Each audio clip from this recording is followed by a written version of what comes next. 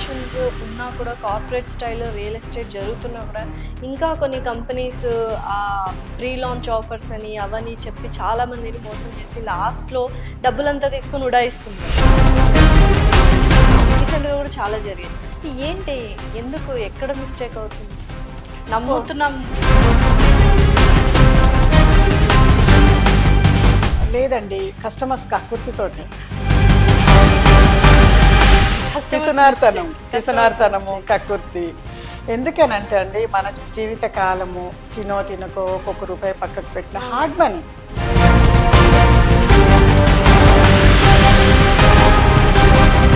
So మరి అలా యూజువల్గా ఇప్పుడు కార్పొరేట్ రియల్ ఎస్టేట్ అయిపోయింది కాబట్టి కబ్జాలు ఇవన్నీ తగ్గాయంటారు. కబ్జాలకి వీటితో పని లేదండి. రేపు బిల్డింగ్ మార్క్స్ వీళ్ళ జోలికి వెళ్ళొద్దు అనేది ఉంటుంది. ఆ పవరు అవన్నీ క్లారిటీగా ఉంటారు కాబట్టి ఈ వెంచర్స్లలో కంపెనీ టేక్ కేర్ తీసుకుంటుంది కాబట్టి మనకు కబ్జాల భయం లేదు.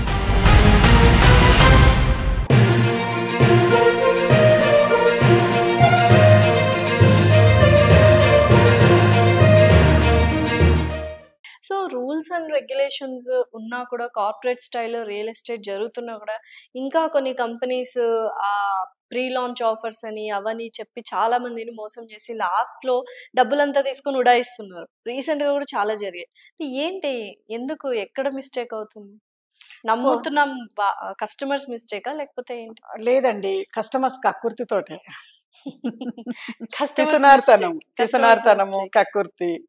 ఎందుకనంటే అండి, మన జీవిత కాలము తినకో ఒక్కొక్క రూపాయి పక్కకు పెట్టిన హార్డ్ మనీ అసలు పోవద్దు కదా, అసలు పోవద్దు. ఒక రూపాయి ఎక్కువైంది. ఇప్పుడు మనం ఏ వస్తువు కొనాలన్నా బ్రాండెడ్ క్వాలిటీ ఎందుకు చూస్తామండి? తినే రైస్ దగ్గర నుంచి క్వాలిటీ బ్రాండెడ్ చూస్తాం కదా. మనం ఏది ఎలక్ట్రానిక్ గూడ్స్ ఏవి తీసుకున్నా కూడా వారంటీ ఉందా, కంపెనీ తీసుకుందామని ఆలోచిస్తారు కదా.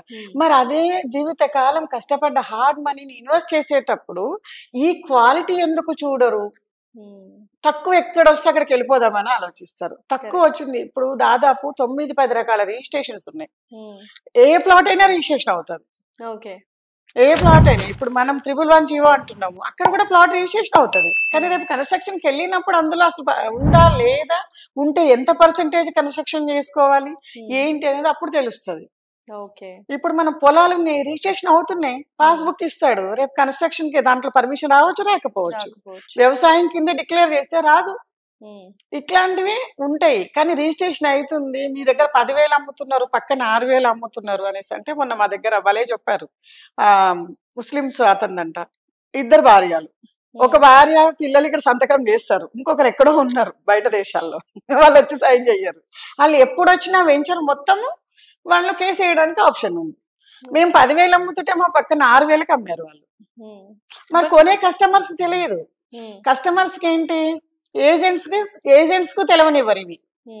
ఈ బోర్డ్ ఆఫ్ మీటింగ్ లో ఒక ఏరియా ఎవరైతే రాజకీయ నాయకుడు ఉన్నాడో ఆయన ఈ బిల్డర్స్ ని పిలిపించి కూర్చోబెట్టి, నేను ఉంటాను మీరు అమ్మండి అని అమ్మితే, నువ్వు ఉంటావు ఎన్ని రోజులు ఉంటావు, తర్వాత ప్రాబ్లం అయితే ఇంతమంది మేము సమాధానం చెప్పాలనేసి మన వాళ్ళు టేక్ ఓవర్ చేయలేదు.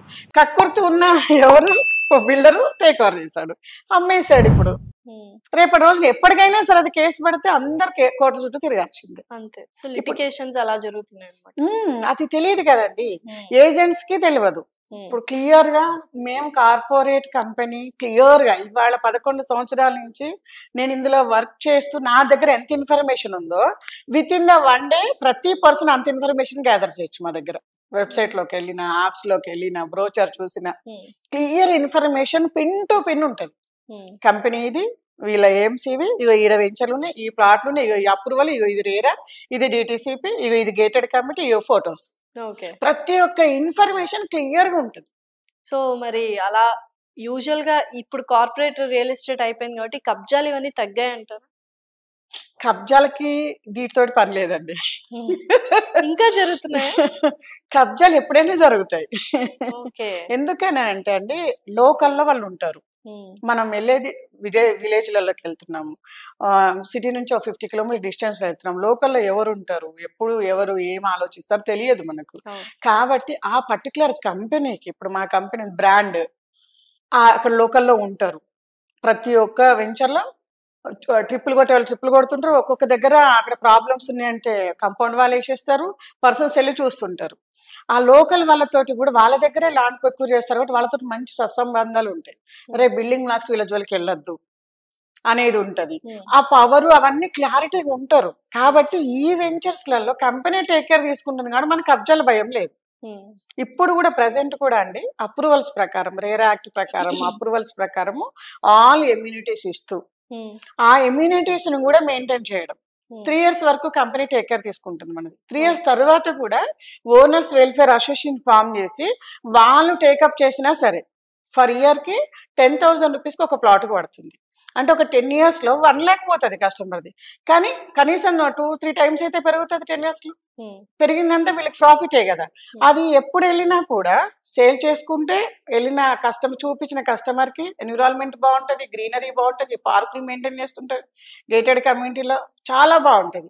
వీళ్ళు కట్టుకొని ఉండొచ్చు లైవ్. ప్రతి వెంచర్ ఇప్పుడు ఆ టైప్ లో డెవలప్మెంట్ చేసి మెయింటెనెన్స్ కంటిన్యూ చేసి ఆల్ ఎమ్యూనిటీస్ ఇస్తూ ఇల్లు కట్టుకుని ఉండే పరిస్థితికి వచ్చినాయి. Correct, definitely. ఎందుకంటే ఎమ్యూనిటీస్ అన్ని కరెక్ట్ గా ఉన్నాయి ఈ మధ్య అందరూ. ఎందుకంటే డబ్బులు కడుతున్నారు, కస్టమర్స్ కి ఆ డబ్బులు యాడ్ చేశారు డెవలప్మెంట్ ఛార్జెస్. ఖచ్చితంగా చేయాల్సి వస్తున్నాయి. చేసేటప్పుడు అదేదో క్వాలిటీగా చేద్దాము. రేట్లు కూడా పెరిగినాయి కదండి. మనం ఒక టైంలో 1000 రూపాయలకి అమ్మినాం, ఇవాళ 10,000. అంటే అట్లీస్ట్ ఒక 10 years లో ఇవి 2-3 టర్ములు పెరిగినా కూడా 30-40 వేలకి వెళ్తుంది. ఈ లోపు ఇల్లు కట్టుకుని ఉండే వాళ్ళు కొంతమంది యాడ్ అవుతూ ఉంటే రేట్లు కూడా పెరుగుతాయి అనే ఉద్దేశంతో మన కంపెనీ క్లియర్ గా డెవలప్మెంట్ చేసేస్తుంది. మాకు చాలా హ్యాపీ ఫీల్ అవుతున్నాం.